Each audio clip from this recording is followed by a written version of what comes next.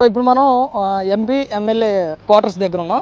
ఎందుకండి ఈరోజు ఇప్పుడు టైం వచ్చేసి 5 అయింది, 21వ తారీఖు ఆగస్టు. ఒకసారి ఆ పెద్ద పెద్ద బిల్డింగ్స్ని చూడవచ్చు, అవన్నీ క్వార్టర్స్. ఇక్కడ మునిగిపోయిందంటే కిందే కాబట్టి ఇక్కడ మనం కింద చూస్తే కనీసం ఆ గుంతల్లో కూడా నీళ్ళు ఆగని పరిస్థితి. అంత పెద్ద పెద్ద గుంతల్లో కూడా నీళ్ళు ఆగకపోతే ఇక ఎమ్మెల్యే క్వార్టర్స్ కూడా మునిగిపోయాయి అంటున్నారు, ఎంపీ క్వార్టర్స్ మునిగిపోయాయి అంటున్నారు, మినిస్టర్ బంగ్లాలు మునిగిపోయాయి అంటున్నారు, జడ్జి బంగ్లాలు మునిగిపోయాయి అంటున్నారు. కనీసం గుంతల్లో అయినా ఆగాలి కదా కనీసం. అంటే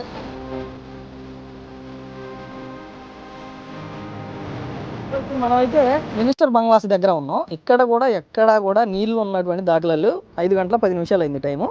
ఇప్పుడు ఎక్కడెక్కడా కూడా ఎక్కడా కనీసం నీళ్ళు ఉన్నటువంటి దాఖలాలు లేవు, మునిగిపోయినట్టు దాఖలాలు లేవు, కనీసం పనులు ఆగిపోయినటువంటి దాఖలాలు కూడా లేవు. ఎక్కడికక్కడ వర్క్స్ జరుగుతూ ఉన్నాయి, ఎక్కడికక్కడ పనులు జరుగుతూ ఉన్నాయి.